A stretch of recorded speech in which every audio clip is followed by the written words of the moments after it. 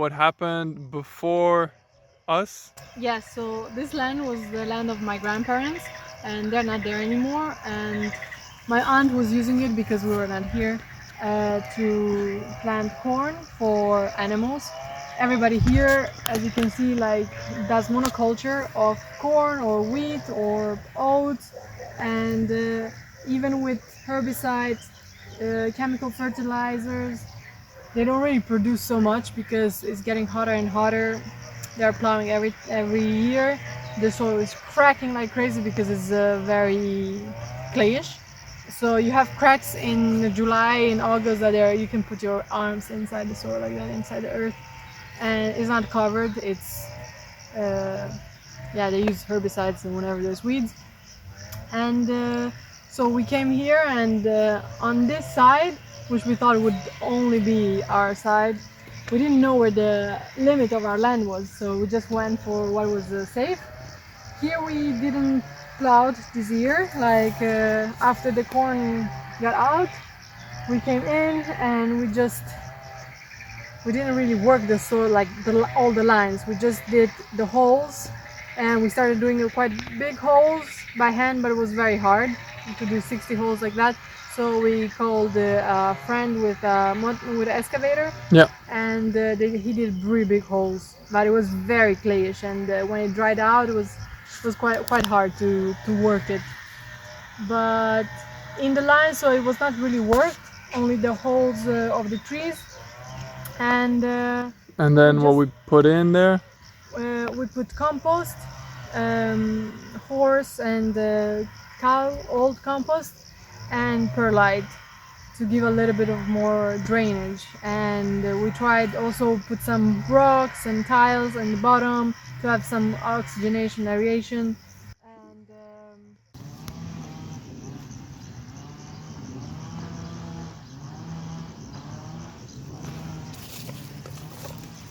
can I talk about Syntropic a little bit, what we did here in these lines? Alright, so welcome to the crazy Syntropic experimentation station. Right here we planted the goal is to grow fruit trees, and in this specific place we grow a fig tree. Try and find it. Here it is. It's looking pretty happy, if you ask me. Yeah. So we've combined it with many other plants that will support that fig tree on different time frames. And right now the plants that are most prominent are the willow, which is reaching close to 1.80 meters already. And then we have a beautiful Borage, you can recognize this from the comfrey family. Yeah, Borage officinalis or something. Yeah. Like that. We have some beautiful garlic, some onions. We have some Inca berry getting ready here, a beautiful perennial. We have some bucus nigra, and yeah, there's a lot happening. We have some radishes that are flowering, we try to avoid. We have a beautiful already a fruit happening right now after just some months. So until the fig is ready, we already have some harvest. Gooseberries. We have some oaks growing as well, supporting the whole system on the longer term. And yeah. What is the distance? How did you plant these? Because Yeah, they are very, very close together. We planted everything with a mindset of density and diversity. So within this small patch. So here we have a willow, and then next willow it's already another here. Willow. So 1 meter between the two. And we actually tried to do more, but another willow here. Exactly. And another willow here. And we also planted poplars, but not all of them worked. Yep. From little sticks. We can show maybe a poplar that worked. These lines, not many. Not Sweet many. chestnut over here. Yeah. Yeah, willow, it's the most healthy. It grows very, very fast, Yeah. as you can see. And The black poplars are also doing amazing. We didn't put so many of them. yeah, what you got here? We got a beautiful oak combined with a beautiful sweet chestnut that has a weird double leaf situation going on here. It's all from seeds. And under here we have hazelnuts. Hazelnuts Actually, two of them also from seed. also from seeds. An apple, Apple from from seed. So we put a bunch of a peach. a peach. We saved all the seeds from the fruits that we ate, and then we put them in the lines. And what came up. Like for example, here another peach. In the mindset that if the trees don't make it, we still have some backup, and we can either leave it to grow, either graft it. And here we have sunflowers. Also thinking about the shade for this summer when it's gonna be very hot for the trees. Here we have some beans to store some nitrogen. And here what are the things here? Another, so here's the fig, that it's our fruit tree. And here we have another borage. I don't know the name in English again. Some actually have pink flowers. Wow. And it's like a party for the bees. Attracts pollinators. It's making a bit of shade, but that's actually how they like it as well when they're small. When they're small babies like this, and when it's going to be very, very hot, they're going to be very grateful. It keeps humidity, as you can see. And when really they're in complete darkness, then we come and chop and drop. And what does it do? Why is it so important to chop and drop?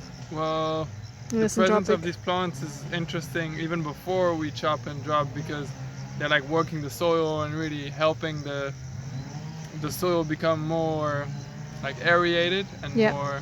more livable for this fig tree. The roots, like, they work the soil for us. Exactly, they're like our plow. Yeah. And once we come and chop, the same amount of what we chop is also gonna die in the root system. So that's gonna be organic matter that's gonna be put Directly literally- into the soil without disturbing the soil. Exactly. And it's gonna aerate it as well, like it's gonna yeah. bring oxygen, the channels where the roots were, it's gonna be like a Exactly. channel for microorganisms and for life in the soil. Exactly, it's gonna invite bigger diversity of microorganisms and a lot of stuff. And another system that happens, or another process that's triggered when we chop these plants, is that we create like a disturbance, which actually has like hormonal effects of growth Stimulation. and a stimulation, and that stimulation happens within the plant. So the plant is kind of like in a moment of stress, so it gives its best. And actually within the soil, all the fungi and all the microorganisms are gonna support that plant, and then they're gonna come and bring more nutrients and more water to the roots of that plant, but also of the surrounding plants. So we're actually, what we're doing, like with chop and dropping, it's like we are stimulating more growth to the neighbor plants. So for example, if we see that here this fig is a bit too much in the shade, and we cut up the flower or part of the plant without chopping it completely and leaving the roots in, it's gonna give an information to all that area to grow more, to bring more water, and that there is like space and light for the other plants in that area. So this is why we have so much density here, not in the mindset to leave everything. Like for example here, we're not gonna leave to grow until it's very big, the oak or the chestnut all together.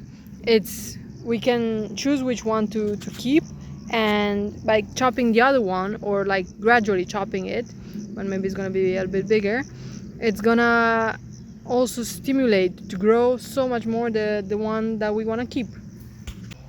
Alright, so what we wanted to say is that everything we share, it's not necessarily something we've experienced ourselves yet, but it's something that we've like read from like experiences of like Ernst Gosch, Mark Lieber, and people like that.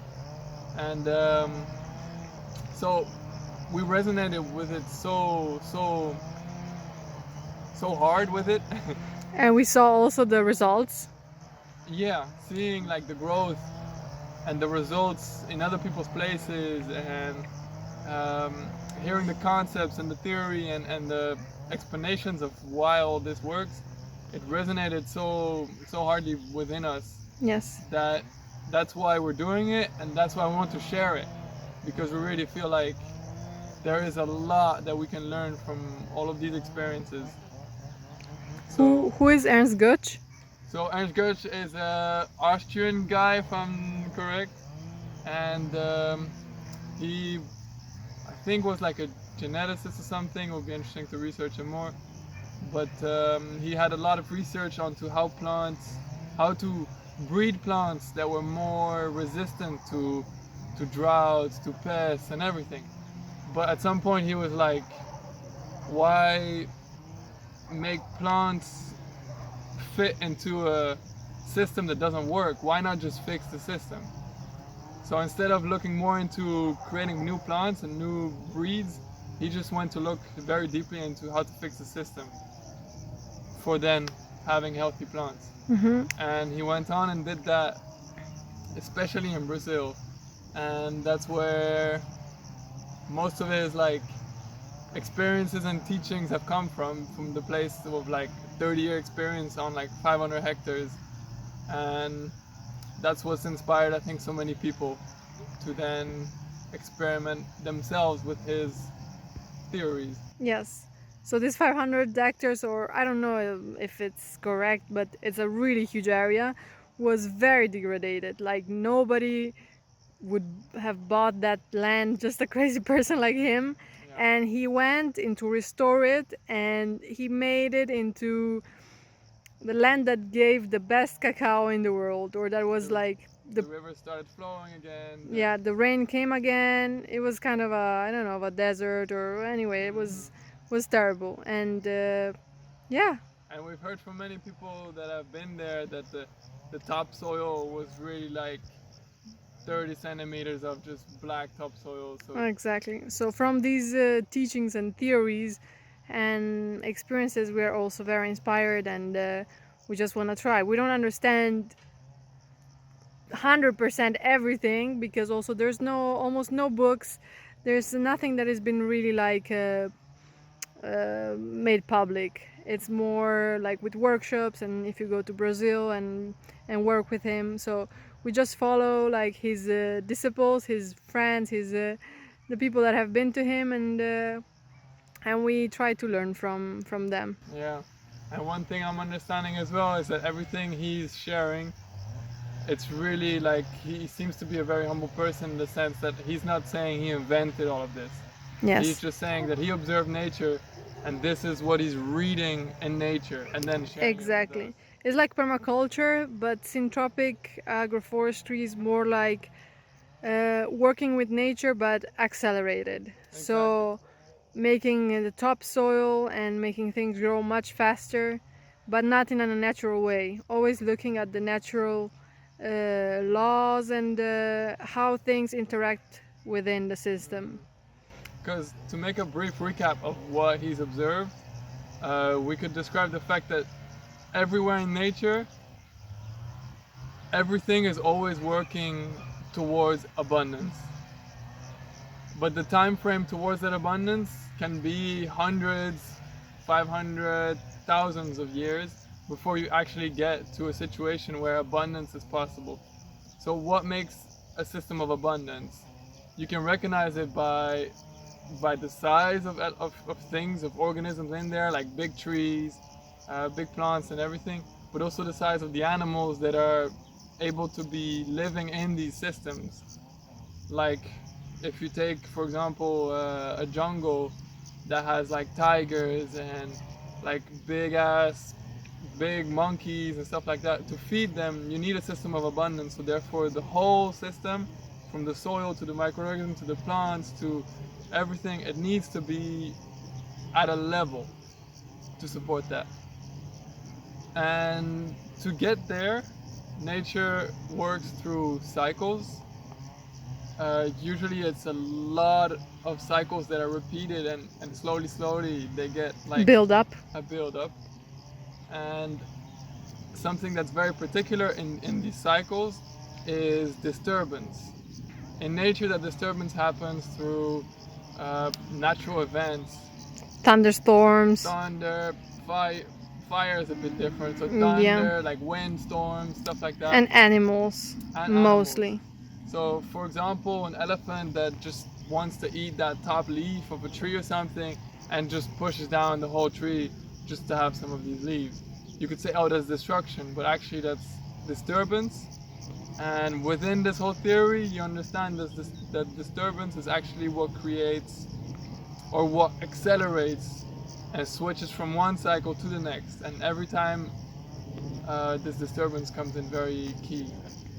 So this is something that happens naturally. Once you understand that disturbance is so important, then you can just go and accelerate that by disturbing yourself and by putting in the density and diversity of plants that are necessary to get this cycle rolling. Yeah.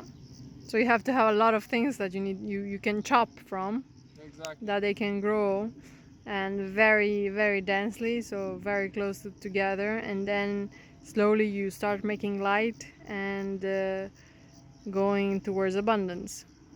And from my understanding of it, you have a piece of land and you give it all the tools for it to start getting into that momentum of going towards abundance.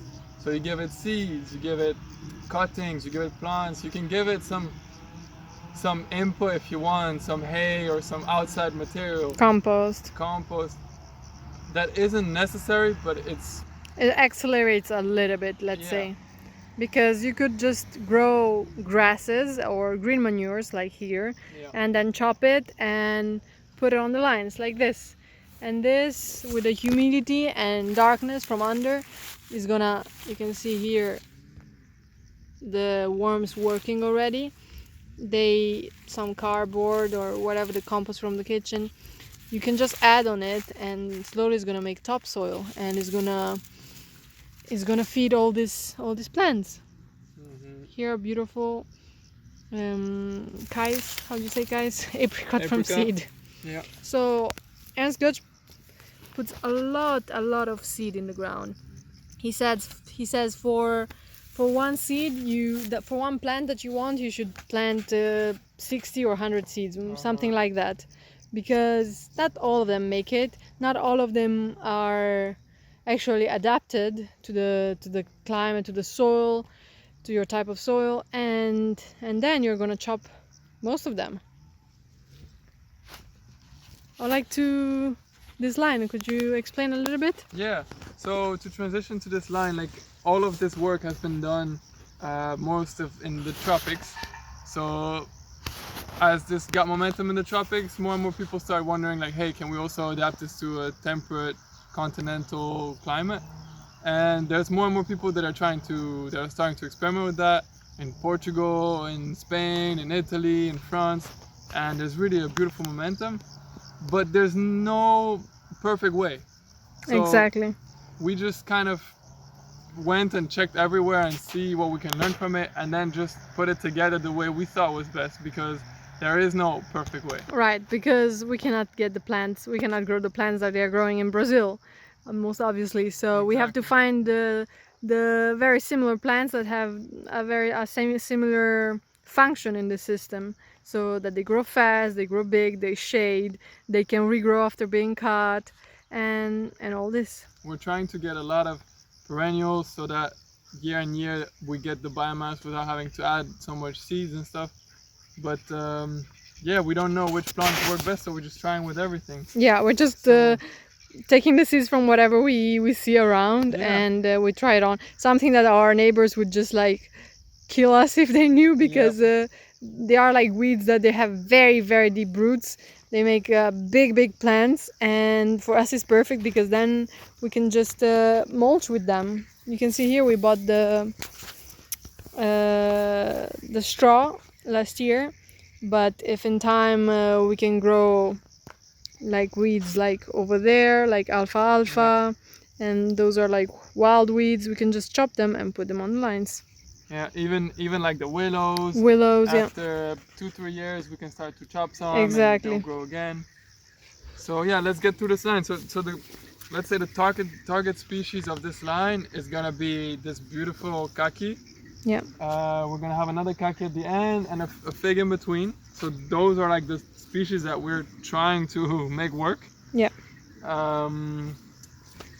Yeah. So we have this beautiful kaki surrounded by a lot of love.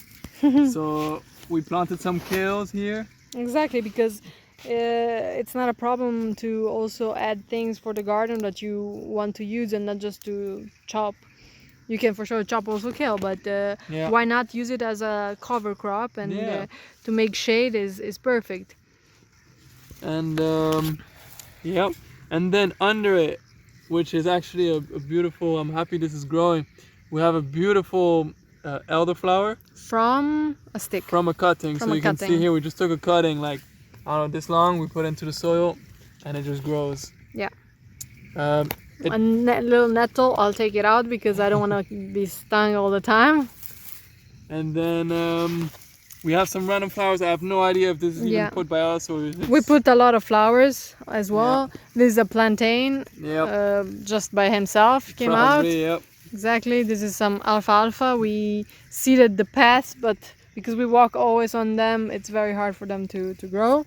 We have some onions out here as well. Exactly. Those are also gonna be like a crop for us. Could be for kitchen, could be for everything, and it just helps all the time. Yeah. Right behind it, I love these things because it's like if this guy decides not to work, Yeah. right here is a beautiful peach. It Just really from looks seed. good. From seed. It came just through the mulch. Through the mulch, which is Like very... a layer like this, it just pushed through, and it seems to be happy. So let's see where it goes. So very close to it already. We have a willow, like 50 centimeters or something. Right here. Yeah. And it's going a bit everywhere. Yeah. We experimented here with another type of pruning of it, so we just let one stem go instead of all these. Yeah. We To don't see. know what's better, but we like to Yes. play. For example, here we have another cutting of the elderflower that didn't work. Yeah. So you always have to keep. So we always have to keep like diversity and density for this reason. Yeah. If one guy decides it's not his time, then you have Exactly. someone else to take up. Yeah. Here we have another apricot from seed. Yep. Looking very Looking nice. pretty good. Here we have a maple that's very tiny. We don't know if it's gonna make it, but it'll be Take your hand away. like this. Wow. Yes. Looks a bit tender. But trees like this, it's also there's a, let's say, a quality in the mulch. You have willow, or you have, for example, hay, Yeah. and it's gonna mulch with a different quality, let's say. And when we look at the cycles towards abundance, the higher the cycle, the bigger the abundance, the richer the mulch, the richer the elements, let's say. So a willow that's pretty good with poorer soils will produce a quality of mulch that's, let's say, at a similar level of the system it's from, let's say, the poorer system. So then when you have an oak, like we have growing right here, they grow slower, but they grow higher quality organic matter. So it's going to be richer in carbon. And What's next to it? so we have this oak, probably an American oak, here another American oak, or maybe European, I don't know. Here we have a beautiful horse chestnut. Yeah. It's really like growing pretty thick already. Yes. At its foot we have a beautiful little hazelnut. These are all from seed. What is this? That's I think a trefoil or something. No. I think. Okay. Some kind, yeah. And then we have sunflowers. Yep. So As we annuals. wanted to have, these annuals as well. We put them this spring because then we could just add when we saw there was a need. Yeah. Where something didn't work. I see these picked up again, huh? Yeah. The rhubarber. It's amazing for like very early in the year. You already have like a beautiful cover. Yes. because they come out like very early spring. And here we planted actually, like we already harvested radishes, and we true. kept some inside. We left some that we didn't eat, and So here's a many. beautiful fig. Here's the fig. You can see together with like It's got a peach right next to it. yeah. If something doesn't work, well, There's options. yes. Here's a beautiful poplar, a white Yes, poplar. also from cutting. Yep. It's really interesting to have like a poplar or alder or something like that, because it's gonna be really an emergent that's gonna be present above Yeah. the fig, for example, and you could even keep them both perhaps at the same time, perhaps no. What is this? Here we have beautiful topinambour sunchokes. Yeah. Jerusalem artichokes. That's it. So tubers, and they say it's a bit invasive, Yeah, and that's what we like actually. yeah. We planted many of them. Because what's invasive, it means it's very happy in the conditions that it has. So very happy means a lot of biomass, means a lot of activity under the soil, and it means just a lot of life. We're gonna use it a lot for mulching. So when it grows, you cut it and it grows bigger and you cut it. Well, if you don't really want it, there's ways to get rid of it, like by cutting it in the right moment. But you have free food and also mulch, and it's something that really likes to be in this super clayish soil. And usually in nature things are there only when they can be and when they have to be. So as soon as this canopy becomes too shading for this tree, for these plants, perhaps they'll just go. Like that's something we'll experience by ourselves. So next we have some currants. Beautiful currants. Yes. We put them in like bare roots. Bare root, and this doesn't have fruits, but so many have a lot of fruits. Yeah. Again this like a one's nest. so high. Look at that. Horse chestnut. It already grew make- like 30 centimeters Yeah. from seed. Beautiful onions, Yep. garlic. We have some weeds coming through. Like this is something we're trying to avoid, but it's yeah, this is a very invasive, hard weed, but it's gonna go as well, since the probably is gonna go naturally. Yeah. Here we have a very interesting example of just go around your place, forage the plants that you see grow a lot, go very healthy and a lot of matter, a lot of biomass. and take the seeds and plant them. Just take the seeds and plant them, and if it works, then it means it was meant to work, and if it doesn't work, then just make sure you have something else. We have else. a beautiful apple from seed. There's many apples from seed They that we grew can so early. graft. And here we have, how do you call it? This one is a beautiful Inca berry. Yeah, It's which grows big. Yep, a perennial and a lot of Very biomass. They say it's kind of like the bananas of of the temperate climate. A beautiful apricot, Yeah, some sunflowers, again some willows, huge, massive onions. massive onions, like really. These are the flowers of the radishes. Yeah, the idea is like to chop before flowers or seeds. Because why? Why is that? So when a plant goes to make its seed, it's gonna need apparently less water, and it's gonna need a lot of wealth from the soil. So it's gonna ask all the microorganisms to feed it all that nutrition, but it's gonna ask to go easy on the water because it no longer needs it. So therefore, one of the big parts of all these theories is the word senescence, which basically means the slowing down, the slow dying process. And that's supposedly what a plant gets into when it starts to make the seed. It no longer wants to grow big, it no longer wants to keep the momentum, it wants to slow down and really fine-tune its work on the seed. So the theory here is that the disturbance needs to happen before the senescence. So everything we were talking about these cycles changing and then the disturbance being so important, well then you ask, when does the disturbance happen?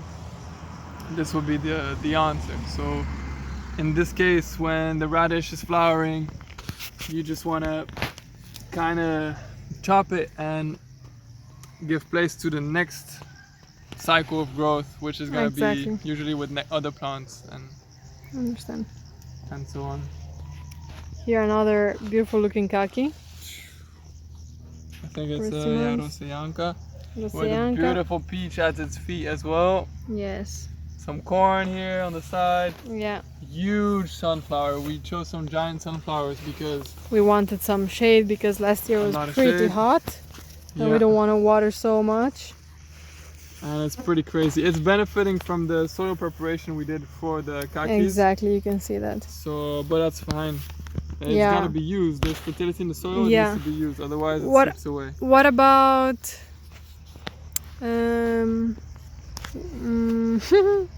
how do you say competition? Competition. Yeah, many people would ask like, what about competition when you have Yeah. so many things growing? Like, aren't like the onions taking the nutrients from the kaki away? Aren't all these plants taking all the nutrients away? Well, yeah, of course, it's a very natural thought to think that all the plants are trying to steal from each other and that there's a scarcity and we all need to be stealing in order to survive. Well, from observation on this short experiment already, we're seeing that apples, for example, that are growing in the neighbors with absolutely zero other organism growing. And we see the apples are growing just as much as our apples that are fully loaded, just like here, fully loaded with what you would call competition. Mm-hmm. So the theory is that actually all plants work together, and the only moment that there's gonna be You can just see here like how these weeds grow all together.